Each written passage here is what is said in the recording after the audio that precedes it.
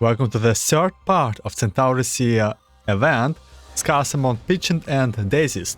In the last part we rescued Chris, who went back into the city to his father's remains and got captured by the enemy force. Tony here did an exceptional job and showed himself as pretty much heroic, rescuing Chris, like one-man army type of spy thing. And now we are back in the safe house and probably continue with our mission. Part 8. Desperate Ground. The mistakes of the past are now slowly removing all traces of hair from this wall.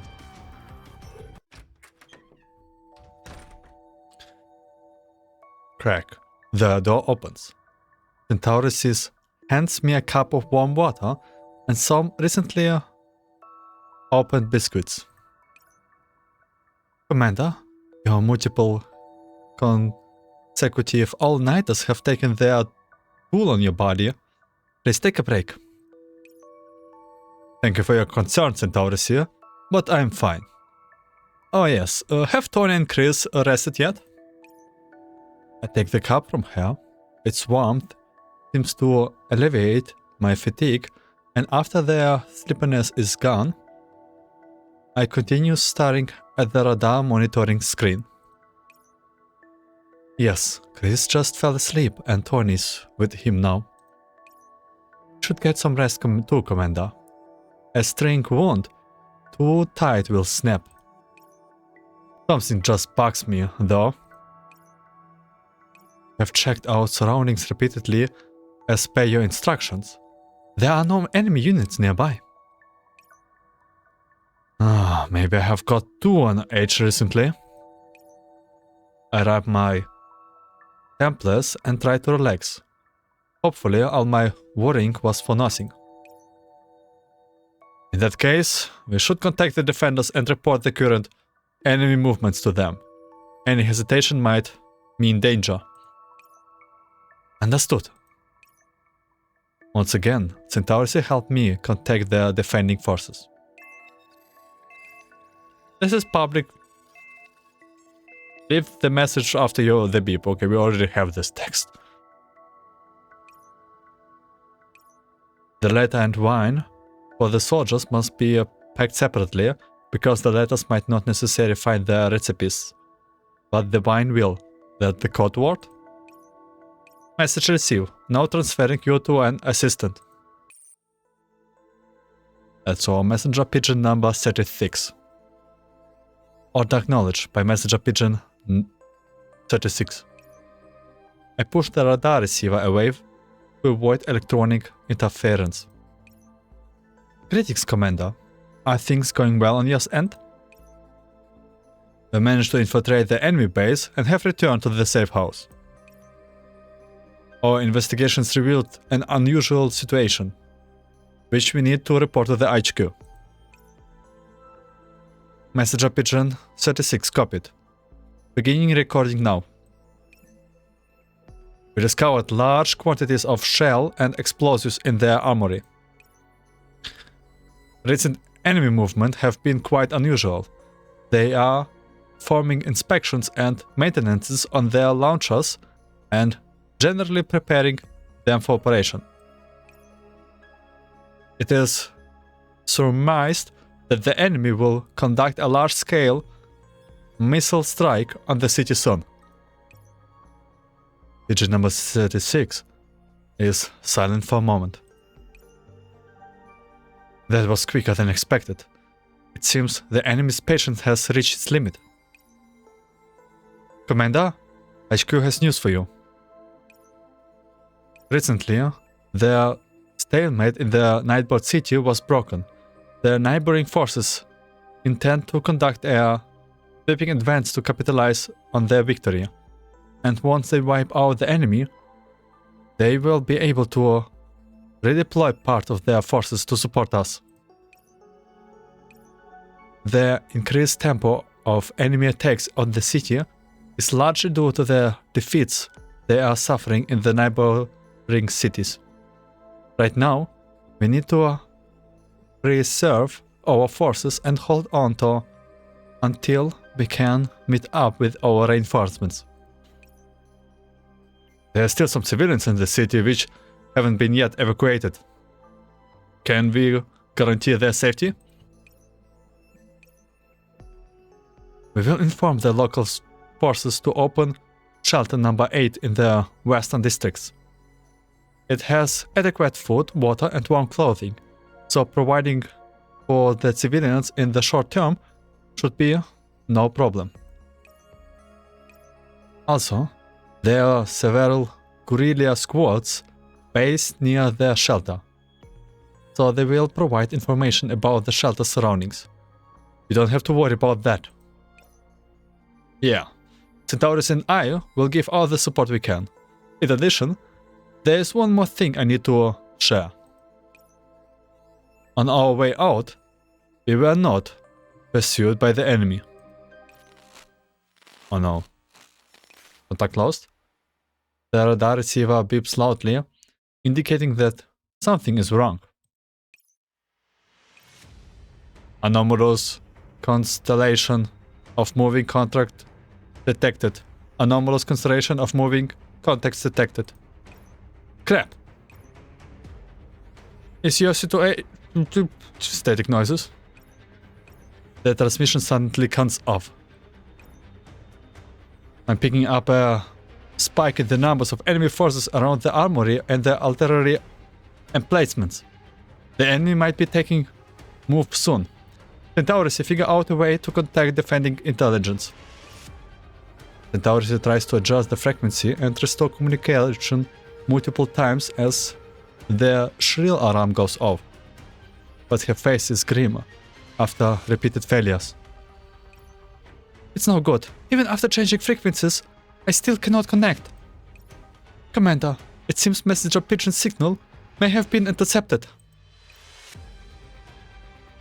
The disturbance awakes Tony, who hurried in from where he was resting next door. What's wrong, Commander? Explosion. An explosion thunders out from afar, shaking their entire wooden shack. My heart sinks. The radio signal detector shows people gathering around the artillery emplacement, and I can see coils of black smoke rising from the city through the gaps in the boarded up window. We must calculate it. The target isn't there in a city region, but... The Defender's Intelligence Center. The enemy found us. It wasn't that they didn't know what we are doing, but that they let us come back to bring a bigger fish. They used us to pick up on the Defender's comm signal and lock onto the hidden intelligence center. This is bad. We need to find some way to contact Wayne. There's still a lot of defenders inside the city. It's too late for that now. We need to save ourselves first. Let's get Chris and figure out a way to escape. The next explosion hits much closer to our little safe house, and the violent impact nearly knocks me off my feet. Centauris hurries over to help me up, but I shout at her instead. Go now! The blonde girl bites her lips before picking up her rifle and dragging me outside. Bonnie turns around and emerges from the bedroom with a confused Chris in tow. After we rush out of the safe house, we look back. The flames from the city crow at the heavens as thick plume of smoke reach into the sky. However, we don't have the time to worry about all of this, because in the next moment,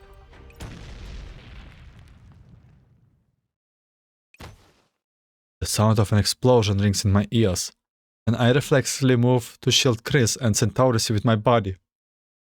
Before I can reach them, the powerful shockwave sends me sprawling to the ground.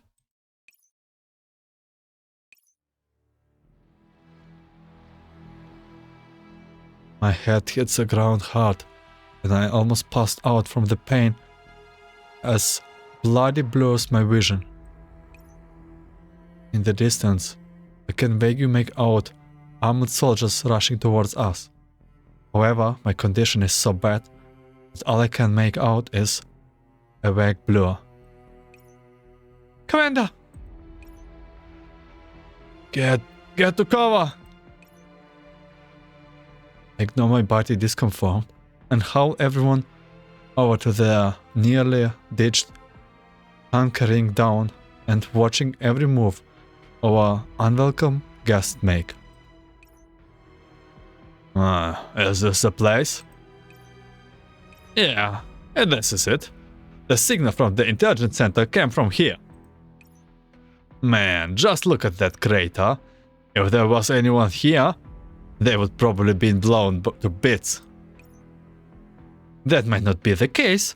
Remember that we are dealing with that commander here. You know about them, right? They were supposedly dead, but then they show up on the battlefield again and snuck into the base like a ghost. The safe house is in ruins, and the fire left behind by the explosion is still burning. Capture squad troopers searched the wreckage in pairs and tries to find any survivors. Why now all of our time? This was clearly a planned attack. After our plan to rescue Chris was leaked, the enemy somehow learned we would contact the defenders from this safe house. After that, they had people intercept the Intel Center signal and used it to triangulate the Intel Center exact location. But the mini radar said everything was fine. We should not have been spotted by the enemy. So how did the information get out? Funny? No way.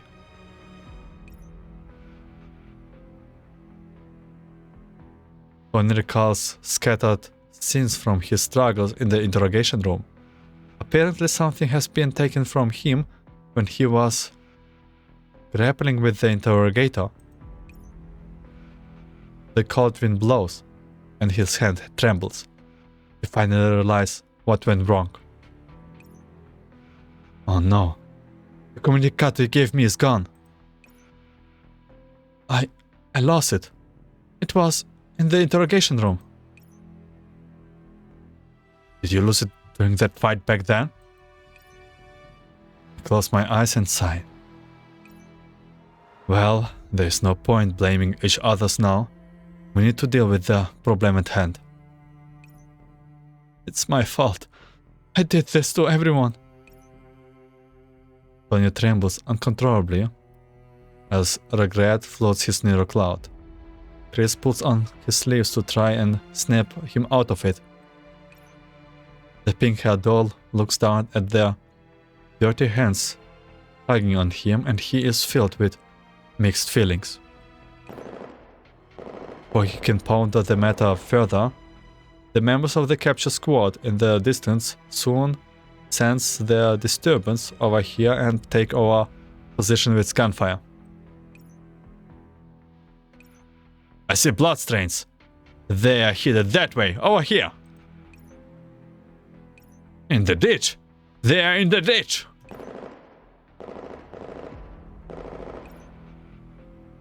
Bullet rains down on the ditch, and their heavy suppressive fire leaves us completely unable to move. Meanwhile, the enemy is drawing closer and closer. This is bad, Commander. We can't escape. You, Chris, and Tony should run together. Take this. Centaurus takes off her optical camouflage module and hands it to me. Her face is grim and determined. While I don't know how many of them I can take off, I will stand behind to cover your escape and buy you time to retreat. Centaurus! Don't worry about me, Commander. I will catch up with you after I deal with them. I don't believe it. But if you stay behind, you will die. It's alright. Even if they try to force their way into my neural cloud to mine it of information, I will make sure I format myself before I crash. As long as Commander survives, we have a chance of winning this. And this city will have a future. You. Centaurus ignores Tony's words. The expression is resolute. The way ahead is difficult, but I believe the commander can guide you through it. I will be praying for you. She turns to me and executes a crisp salute. Let's take care, Commander. Centaurus has chosen for me, and given the circumstances, her decision is the right one. By doing so, she will save the most lives with the least sacrifice. The cruel calculus of warfare does not allow for the uncertainty and irrationality of emotions, only the simple arithmetics of loss versus gain. Although assembled chants in my heart, although my eyes burn, I grit my teeth and take the camouflage module from her. You take care too.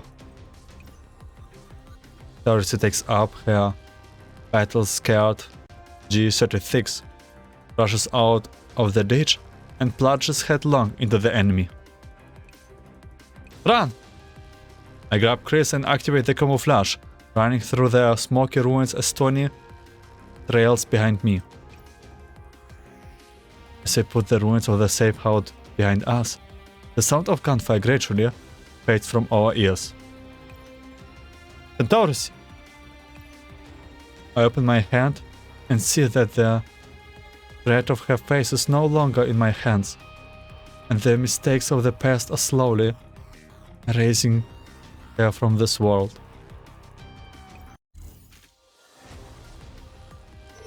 Part 9. Frost and Wings. If this is but a dream, then may it be a good one. In the city square. The sound of gunfire fills the air as the intensity of the battle heats up. Centaurus takes cover behind a piece of rubber and tries to seize the opportunity. But the numbers of enemy nearby keeps rising and the situation becomes extremely difficult. The commander and the others are heading towards the outskirts. In order to keep everyone safe, I have to lure the enemy deeper into the city. However, if the enemy forces inside the city and the capture squad outside the city links up, there will be more people to encircle us. Bullets mercilessly sweep her position. Centaurus can only take her head out for a moment to confirm her target's locations before being forced back into the cover. Not good. I cannot return fire. There's gonna be another way. The enemy had not expected their opposition to be such a tough customer. A grenade is extracted, its safety pin is pulled, and it soars through the air and into Centaurus' hiding place. Centaurus is forced to reposition to avoid it. She rushes behind another obstacle like a lost arrow. Upon seeing that this tactic is effective, the enemies start lobbing grenades at her new hiding place. As if the same things would work twice on a mate. Centaurus narrows her eyes and fires at the falling grenade. There's a click as the bullet grazes it and changes its path, resulting in the grenade landing at the enemy's feet. What the? Grenade!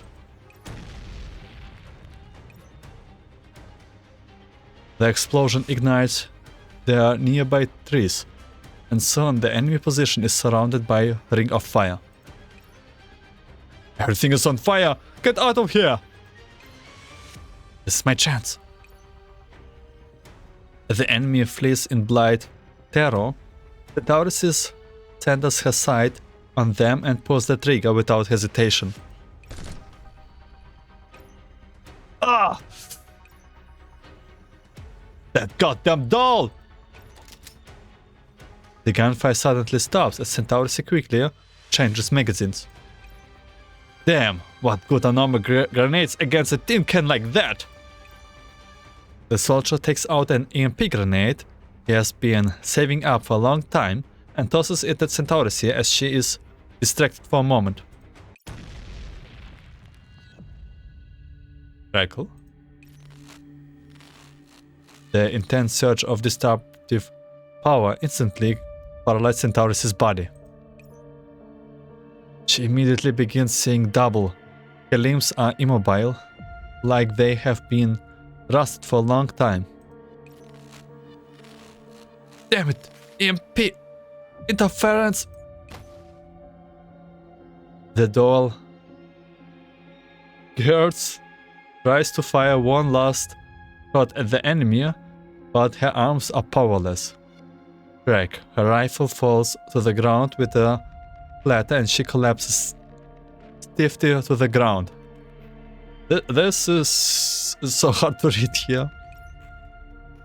The enemy soldier laughs cruelly as he approaches. He plants one foot on the barrel of her G36 and presses the cold muzzle of his gun against Centaurus' core, a smug smile on his face. Weren't you being all battered just now? I guess a tin can is just a tin can after all. After a gunshot, the ruins are silent.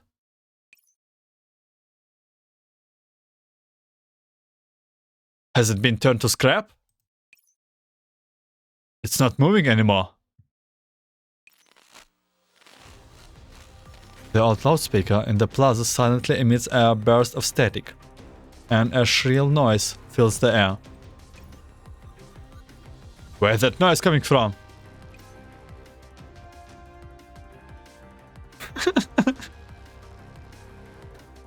Before you left, the flowers withered. When you left, summer gave way to autumn. Those who run to the battlefield, where do you rest now? An electronic screech fades. A girl's gentle voice reaches into everyone's ear over the airwaves. The enemy soldiers eye their surrounding warily. Whether the world is lush and green, whether the world is a stark pale white, whether it is night or day, I will be waiting here for your return.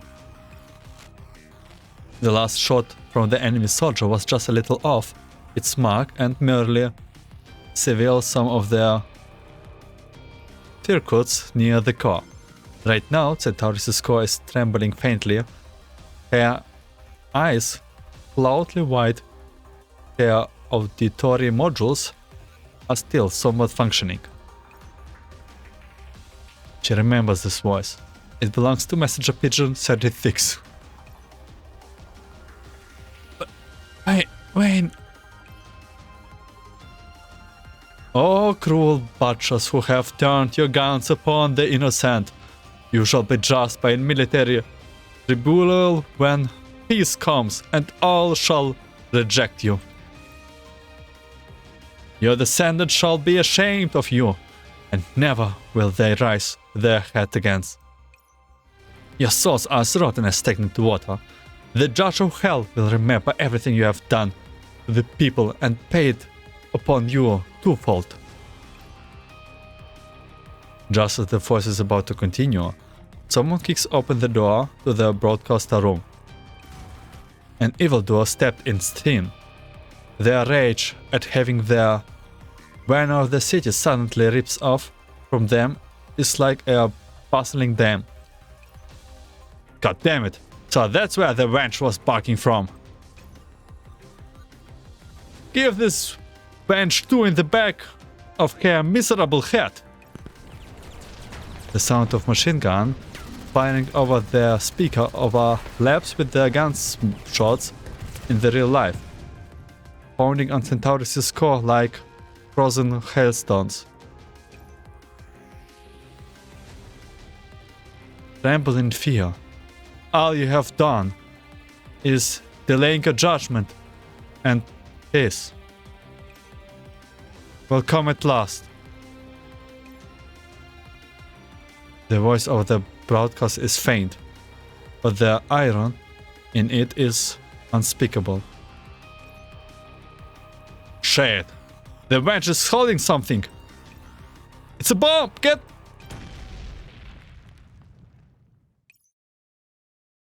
The gunshots, the broadcast, the explosion. All sound comes to a halt, and the world fades to black and white.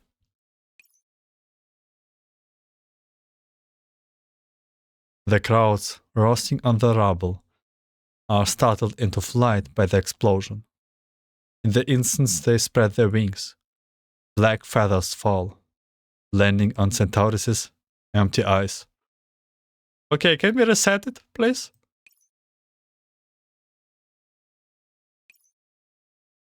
The Wayne's message. This is a contract with the Universal Anything Service. Mother and father left me a sum of money which I used to purchase long-term maintenance service for you. After your return, ownership will remain in my name. But you don't need to continue your work. You are free to pursue what you want to do. I have enlisted and I'm going to go searching for mother and father. Do not follow me, Daisy. Don't come to the battlefield. This is my last command to you as your master. I'm sorry I was unable to say this to you face to face. I didn't dare. I'm sorry. Please, take care of yourself. This looks not good. Wait. No. Commander, on your right. I taught the common modules to Tony and Chris, racing between hails of bullet and using the surrounding rubble as cover, and I dashed towards the relic jeep. You're right, bastard. You're pretty fast, aren't ya? Let's see how you will run with a bullet in your leg. Bullets ricochet off metal and sharks fly everywhere. A jeep door is wide open and helped me deflect the heavy barrage coming my way. The soldiers inside was shot between their eyes and has been dead for a long time. I take his assault rifle from him. I estimate the enemy's rough locations by the sound they are making, then lean out, aim, and pull the trigger. Ugh. My shot strikes home, and after some mirthful wailing, more enemy soldiers approach the jeep, venting their frustration with a hail of gunfire. Tony, use the optical camo. Take Chris and run. One of the jeep's tires is burst by a gunshot. As the vehicle sinks, Chris is exposed to the enemy's eyes. Oh no. I reflexively tackle Chris to the ground. Bullet pierced my body, filling it with pain and dragging my mind into the darkness. Okay, please, can we stop? Commander! Connection error. Access denied to memory domain.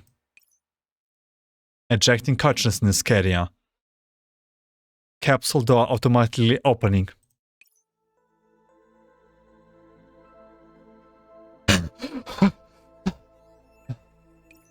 As I awake from the memory domain, I realize that the sky above me is not darkened by the smoke of war, and that Chris' panicked, sad face is nowhere in sight.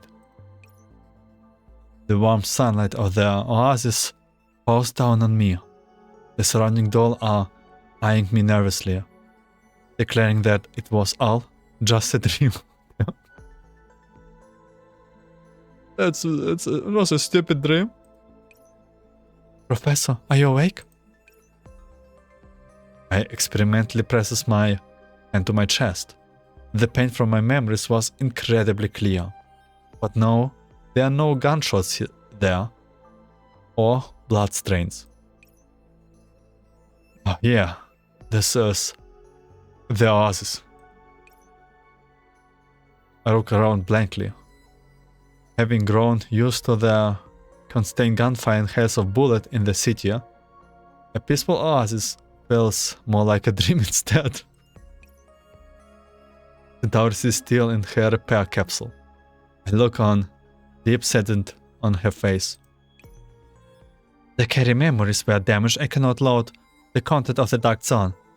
The consciousness connection has been broken. What happened, Professor? I think I was shot and killed in the memory. Being disconnected has nothing to do with your condition. In the memory domain, as long as Centaurus' will was intact, you would not have been disconnected even if you were shot full of holes. I was saying all of this with a smile. I suppose only you can say something so cruel to me with a smile on your face, Antonina. So you're saying the problem was on Centaurus' end? Yeah, I guess her body or neural cloud was severely damaged. I recall her determination when she was covering our retreat. Antonida, can you prepare me to go in again? True, but if you follow the course of current memory, even if you go back into the dark zone, you will end up at that end like this before. Then, can you send me back earlier the memory data? I would like to avoid this catastrophe. Oh my god, it's a typical dream scenario, man. Yeah. I can do that. However, I cannot deliver you a precise moment, and I will advise you not to do this too often. You have probably felt it. But intense combat inside the memory domain will have a major impact on your mental stability in the cloud server. I would advise you to take out an insurance policy from Rico that covers mental illness. At the very least, the Oasis will be able to claim a big payout if your mind ends up severely damaged. Antonida, I don't know, I'm like kind of grateful for your comments like this, but still.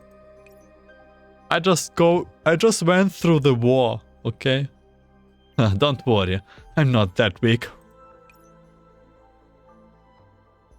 Antonina sighs, but she doesn't say anything else. Half an hour later, all the necessary programs have been configured as needed, and she closed her computer before looking me in the eyes. Preparation completed. We can return you to the memory domain anytime, Professor. Yeah. Just as I'm about to close the capsule, edge behind me, the green-haired girl reaches out a hand to stop me. What I said about the insurance thing just now wasn't a joke. Oh my god. I won't try to stop you, but... There's a worried look on her unusually cool and impassive face. Yes, I know what I'm doing is rash and dangerous. In that case... I shake my head to keep Antonida from speaking, then turn to look at Centaurus, who is grimacing while in the vice-like grip of her nightmares. I told you, protecting you all is my responsibility. Even if it's nothing more than an abstract fantasy, I want to use my efforts to turn it into a sweet dream. You are silver-tongued idiot. Come back safely, Professor. Let's go of the hatch, and it closes with a click. The oppressive lights fade, and I'm once again in the darkness. Neural Cloud Simulation System activated. Now generating simulation memory domain. Loading consciousness carried medium. Consciousness upload at 45%. What is memories replay in my mind? From the area where I first came to the city, to meeting Tony in the salon and Lieutenant Itzka's death. Deep, complex thoughts and various possibilities interweave. And amid their anticipation and uneasiness, 99%, 100%, consciousness carrier loading complete. We are back to the front, I guess. The final scene appears before me. During the way back, after rescuing Chris. Okay.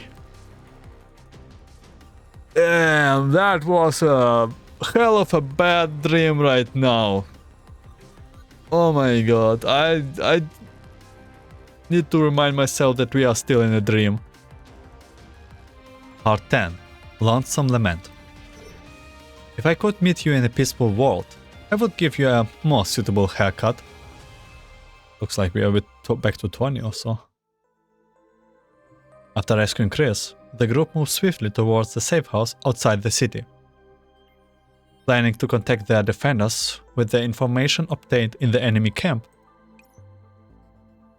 I have to say, I'm pretty envious of the military dolls. I never expected you to be able to jump over such a high wall. Not only did you not attract the sentries' attention, you didn't even raise any alarms inside the camps. Looks like their infiltration went very well. We must not be careless. Keep an eye on your surrounding. The enemy might catch up soon. Commander, there are many routes leading to the safe house. After preliminary surveillance, the two most idle pairs are... Commander? Commander, are you alright? We're like in some isekai, return from death, ReZero, right? Somewhat like ReZero feeling right now. My consciousness loading is delayed for a moment as I reconnect to the scene. And it takes me a moment to figure out what's happening. Commander, are you feeling tired? Please, get some rest when we return to the safe house. Fine, Centaurus here. Please, repeat your tactical assessment just from now. Certainly. There are two routes that we can take to the safe house. The first was the path we took here, which is short. The other route is longer, but better hidden, as it passes through the forest. Which do you think is superior? No, we won't be taking either of those routes. What do you mean by this, Commander? We can return to the safe house just now, yet without figuring out what's going on. You have noticed it too, right, Centaurus here? It's been so long since we escaped the camp, but nobody's pursuing us. I think of how panicked Tony was before I disconnected and venture a question. Tony, can I have my communicator back? We're like doing it in the most not sus way possible. Alright, Hank? Tony raises his hand, but the communicator that was supposed to be on his wrist is gone. He frantically fills up and down his pockets, but nothing turns up. That's strange. But how? Big Bro Tony, what happened? The communicator is gone. I knew it. Tony looked frantic as he recalls the various encounters he had when entering the camp. The communicator was still there then. He didn't remove it when giving people haircuts, but when he entered the interrogation room. The interrogation room! It was when I was fighting with the interrogator. He knocks me off. Oh no. It is in the interrogation room. This is bad. If the communicator is in the enemy's hands, they can make a transmission at any time to triangulate the location of others' friendlies. That's probably why they are not pursuing us. To the enemy, we are like a bait on a hook. If they want, they can reel us at any time. I will destroy my own communicator now. I shake my head and stop her. No, if you destroy your communicator, the enemy will know we are onto them. Then, they will just send their forces in to close the net, and that will be the end for us. What they want is to monitor us and find the location of the safe house. Then, they will intercept our comms when we are contacting the defending forces, allowing them to learn the location of all the defenders' safe house and get them all in one swoop. But we need to inform the defenders of the enemy's movement as fast as possible. If we are too late, they will attack the city, the defenders will be in a dangerous position, and they won't be able to hold on. Then it seems the only way to overcome this fait accompli is with feint. Commander, do you mean? Let's find a civilian radio station. I will bring the communicator over, and we will use the civilian equipment to send a fake message on the public channel. You, Tony and Chris will head back to the safe house and wait for me to send the code before making your move. This way, the enemy will think I'm broadcasting from the safe house. While they are preparing to intercept the signal, contact the defenders immediately and report the situation. But that will leave you exposed. I cannot allow you to take that risk, Commander. Please allow me to do it. No, you stay. Tony and Chris can't fight. They need your protection more than I do. Centaur is here. Are there any civilian radio stations around here? I know where to find one. Tony cuts into our conversation. There's an odd radio station in the city square. They call it the station. Commander, I can take the communicator to the station and send the message for you. Tony, you are not equipped with combat modules. I don't want you to. This is not the time to be talking about this. It is only after his sudden outburst that Tony realizes his mistake and quickly hides his emotions behind a veneer of calm. Though his tone does a bad job of disguising his inner dejection. Commander, I want to do something to make up for losing the communicator. I have been running away all this time, using my identity as a civilian doll to push my choices and responsibilities onto someone else. He slowly takes a blood-stained watch out of his pocket and stares at the scars on it. I thought that would be enough to remove me from the war, but by the time I realized it, I had lost the thing that I cherish over and over again. I don't want to go through anything like this again, Commander. When his expression is stern, and his usual cheerfulness is gone. Understood, Tony. I will leave the task of heading to the radio station to you. However, the enemy will find you very quick once you send the fake code, so you must get out of there before the attack comes. Will do, Commander. I will get it done. Big bro Tony? Tony smiles and crouches down before pressing the watch he's holding into Chris' hand. This is the watch your father got for 10 years of service. Hold on to it now. Don't lose it. But didn't Dad give it to you? I can't take it. Then you can hold on to it for me. Give it back to me when I return, okay? Okay. I'm going to hold you to that promise, Big Bro Tony. Make sure you come back. I still need to show you the drawing I made. I don't like when they start talking like this. Looks like your hair is grown a little too long. I will help you style it up when I get back. I cannot. My god. He ruffles Chris' hat and then turns to me. Commander? They say that people with stiff hair are stern and unyielding, but you're surprisingly soft-hearted.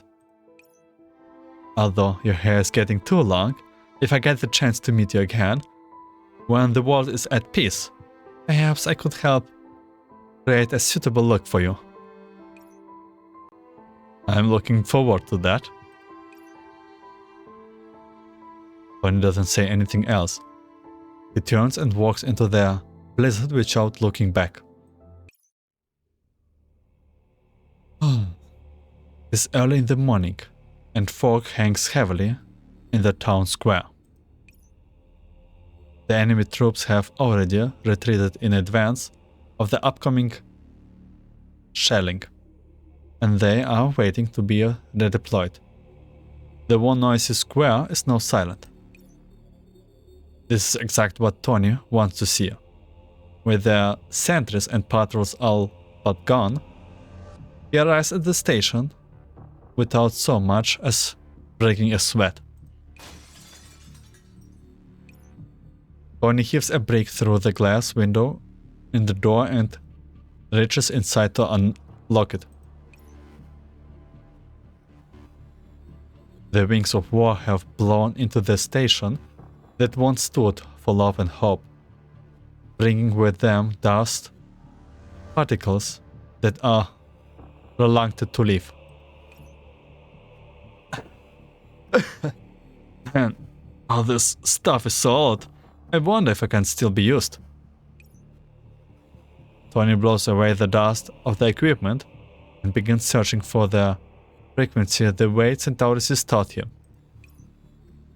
The station's radio set is simpler than a military issue and Coda radio set. And with prior training, even he can perform the simple operation. Change to the public channel. Enter the message you want to send. Tony's hands move quickly. He knows that their hopes fades with every moment that passes. A disaster will soon descend from the sky, and the Grim Reaper will once again wield his scythe. Crack. An electronic tone fades away. The transmission successful message appears on the screen. Commander, Tony's fake info has made it onto the public channel. Contact Messenger Pigeon now. Yes, Commander. We have already tuned our set beforehand, and the moment we receive confirmation that Tony sent his info, we immediately contact the defenders. Order acknowledged by Messenger Pigeon 36. Greetings, Commander. This is urgent, so I will make it quick. In 2 days' time, the enemy will begin shelling the city. Relocate defenders' personnel to a nearby shelter as fast as possible. I repeat. No. No, not again. No! Outside the window, missiles fly past at high speed. They are rumbling, hinting at impending doom. All of us know what this implies. Tony! As the air raid senior echoes through the air, Tony senses something is wrong and makes to leave. He's too slow. Oh my god, I feel like I am in. Also back into Steins Gate event. The missiles strike their target, ripping the radio tower to pieces. The ground shakes, vast chunk of debris fall, and the debris instantly pins Tony to the ground. Oh my god. Oh my god! You don't look very great, my dude. Didn't think they would be so quick. As Tony struggles to clear the debris of him, a black gun muzzle presses against the back of his head. Interrogator. Oh my god, that's the dude. Chris. Hey, ain't you that pink-haired pretty boy from just now? Before Tony can react, the interrogator directs a series of furious kicks at him to vent his anger. All he can do is curl up and try not to let himself get hurt any further. It's all your fault. I went through so much shit because of you. Warning, chassis damage level at 63%. Chassis is experiencing sustained hypothermia. Neurocloud modules has been damaged. The vicious-looking man has tired himself out by kicking Donnie. Grab the latest hair, clearly enjoying the look of misery on the luckless doll's face. Still, that little gift of you was most welcome. The familiar sight of the communicator flickers through Tony's blurred vision. You see that? You left that behind. We made sure to program our missiles to home it on the signal just so we could blow them as fast as possible. Looks like it have worked well. With this, catching your old friends will simply be a matter of time. I can't wait to have them in my interrogation room. Oh, yes. I also learned something else. Remember that kid of Iska's we caught? What was his name? Chris. That's right. His name was Chris. That punk. Tony can no longer make out what the interrogator is saying. With his neurocloud as badly damaged as it is, just staying conscious is all he can do.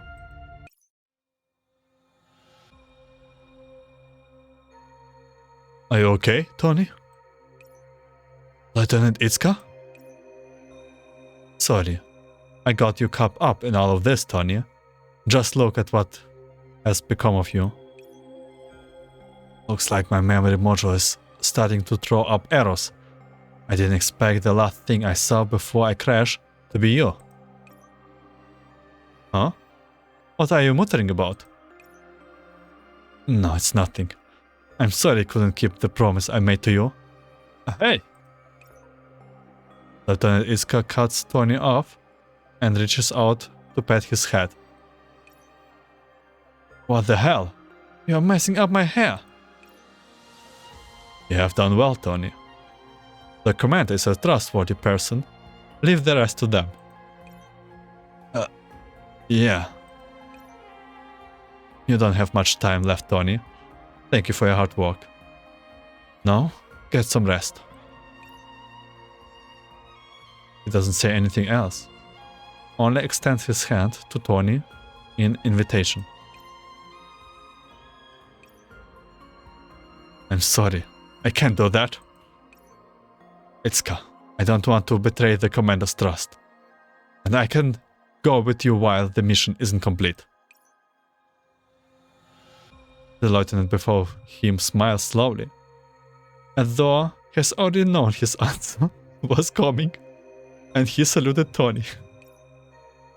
It's only been a while since we last saw each other, but damn it, if you haven't changed. All the best, soldier.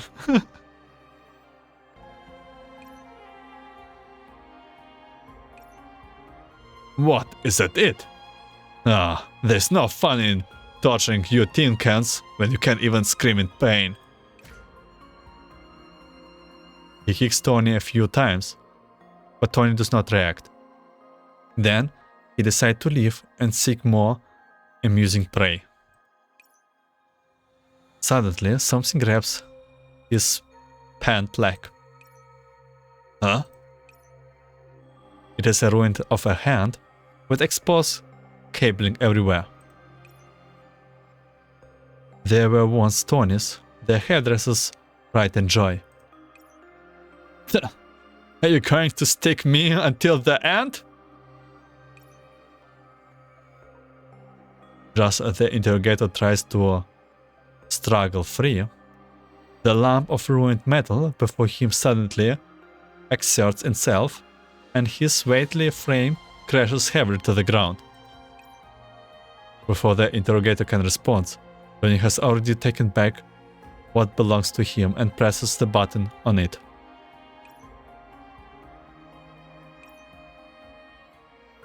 Sorry. Hey! No! No! The rustless missiles come crashing down again. This time, they accomplish the mission. God! You activated the... Yeah.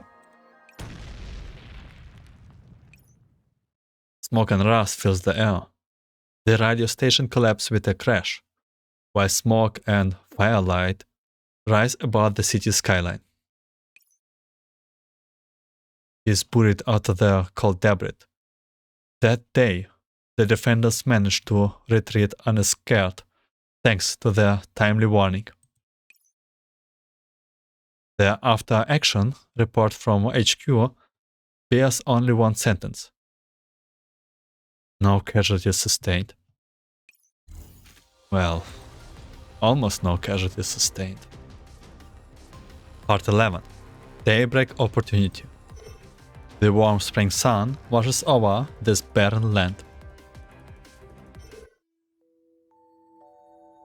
The first ray of spring melts the several days of snow that has built up, revealing the devastation left behind after the bombardment. Outside the safe house, his eye fixed on the little road we took to get here, awaiting the return of the person who made that promise with him. I hate when they do it like this. Someone had put a blanket on his shoulder without him noticing, and it now has snowflakes on it. Exists Centaurisi? You are too lightly dressed, Chris. Take care that you don't catch a cold. Have you heard from Big Bros Tony yet? The commander is still looking for him.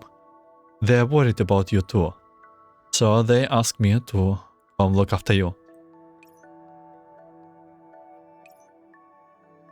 Doesn't say anything else, just holding his hand that are so cold that they have turned red, and sits with him on the ground.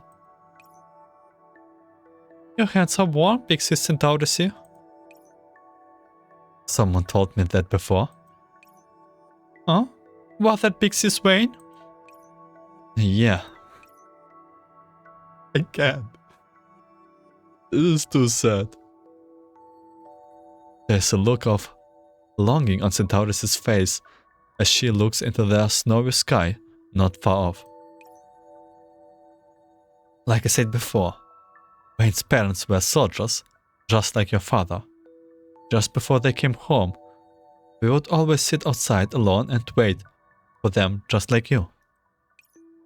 No matter what the season or weather was outside, or whether it was night or day, she would sit there and not move until they came back safely.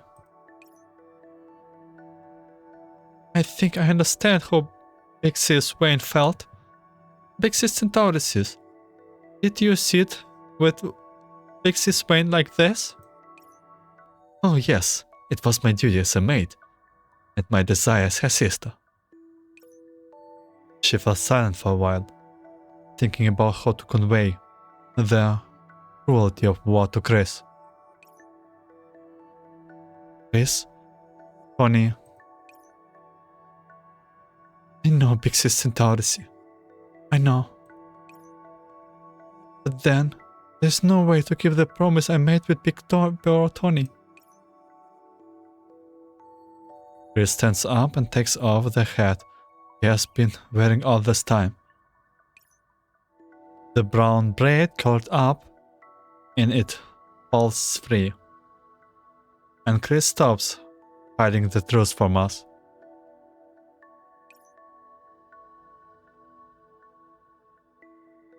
I'm sorry I keep this from you, but I'm actually a girl. Well, with a very convenient name that can be used for both.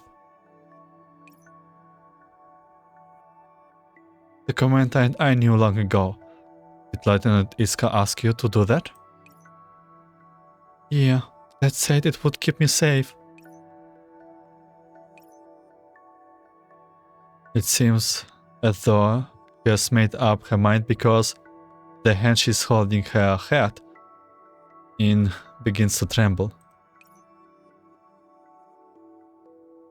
Existent Taurasi, I have a request. Could you trim my hair for me? Tony's tools are packed carefully in the corner of the safe house, the same way he left them. They are fancy, not easy to use, and even an amateur like Centaurus can quickly grasp how to work with them. Snipped.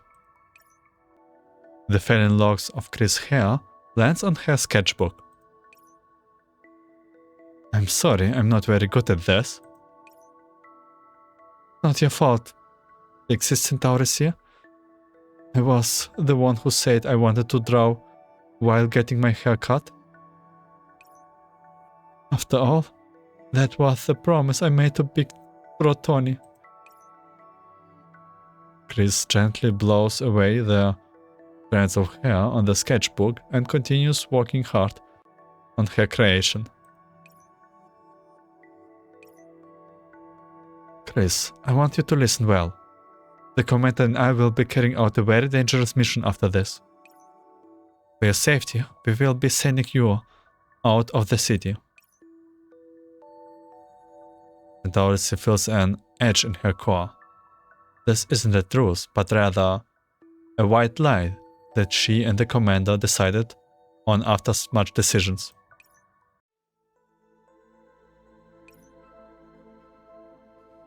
We have just received news that the situation in the Nightbot City has turned around and they are going on their offensive. HQ is transferring some of our forces from the Nightbot City to support us inside the city. Since all highways are blocked off, the reinforcements will have no detour through the mountain paths to enter the city. But those paths are within spirit distance of the enemy camp's watchtowers. HQ wants the commander to lead a squad to infiltrate the enemy camp again, disable their communicator and monitoring system and destroy the armory so the enemy will not have the freedom to worry about their surroundings.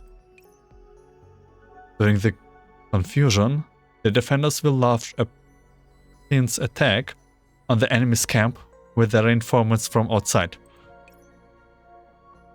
After taking the enemy camp, this unit will once again enter the city and work with the defenders to completely eliminate the enemy troops within the city. The key to this operation lies in our coordination with those two forces. The Taurus and I are hugely outnumbered. If something goes wrong with the operation, we will need to inform them so they can change plans. But we can only communicate with the defenders through the encrypted radio in their safe house. What implies one of us will have to stay behind to relay news between the defenders and their informants. Currently our squad is very low on manpower. I will try to arrange something and contact you once the time comes. Alright, we will be awaiting news for you then. This mission codename is Operation Carrier Pigeon.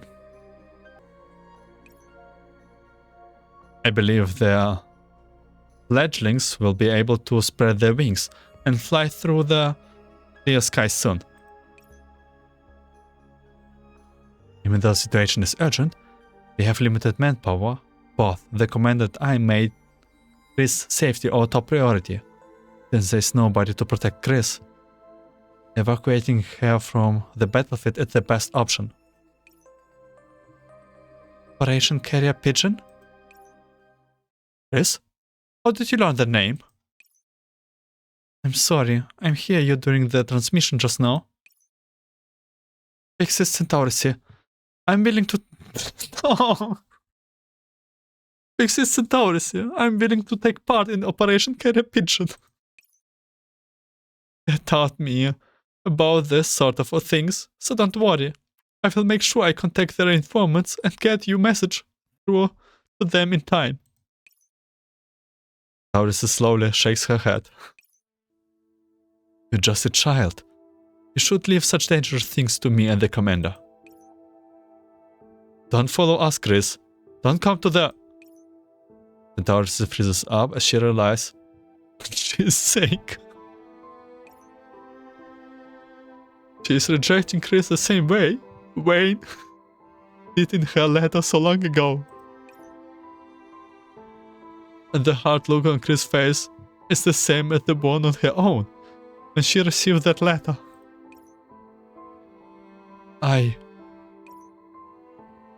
Exist Centaurus? Centaurus, I'm not a kid anymore. I want to become a messenger pigeon and protect everyone with my wings. I want to make the content of this picture come true. I want to show everyone there hillsides full of blooming daisies. Please, pixies.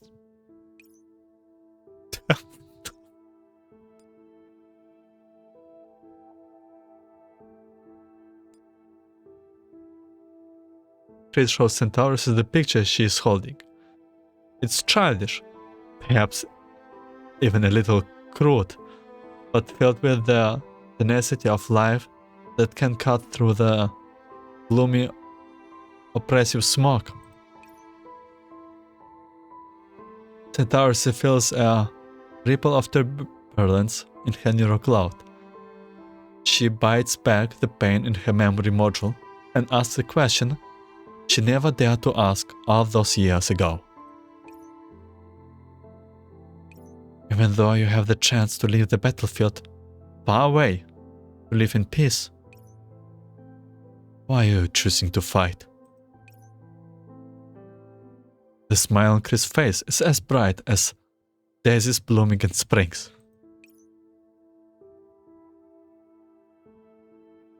Because I want to protect everyone and keep the people I cherish from being hurt.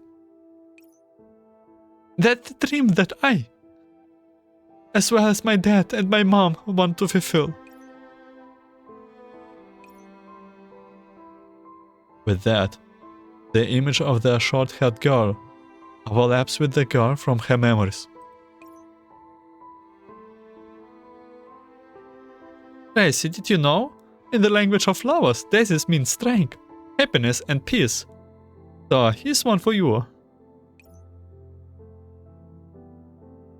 Daisy, can you help trim my hair? I want to look cool and effective, just like you. Daisy, the war has begun. Mother and father have both gone to the battlefield. Daisy, that child's parents are not coming back. I don't want to let this tragedy repeat itself. Daisy, I have enlisted. I'm going to go searching for mother and father. So don't follow me, Daisy. Don't come to the battlefield. This is my last command to you as your master. And Taurus closed her eyes, and the long years of not knowing why Wayne had done what she did melts like winter snow, leaving only a girl with a fire in her heart before her. As she realized this, she tenderly embraced the little dove for her. Pixie Centaurus? The past, I didn't understand why Wayne chose to do what she did, but now, I think I have got a little closer to her now. Which is why I won't stop you, Chris. Looks like you have made up your mind. Commander? Centaurus quickly wipes away the tears in her eyes, and stands at attention in front of me. I hate everything you just said now. Centaur C, give Chris the optical camouflage unit and radar. Amanda, are you sure? If you do this, you will be completely exposed once we enter the enemy camp. I look at her panicked face and smile. I will be fine. I trust your judgment. Centaur C. Also, I don't want to disappoint the lieutenant either. Chris, once Centaurus and I create the distraction, contact our informants and have them coordinate a counterattack with us. If you find that the situation has changed, tell them to stop everything and then evacuate immediately. Remember, there is no order worth more than your life. Yes, Commander. Don't worry, Commander. This time I will make sure to protect you. Come, Chris. I have a few tricks to teach you about the radio operation. The two of them into the other room. I remember the reason I came here, and stiffen my resolve again. Now, Centaurus here. This time, I will protect you. Oh my god, I did not expect this whole chapter part to turn out like this.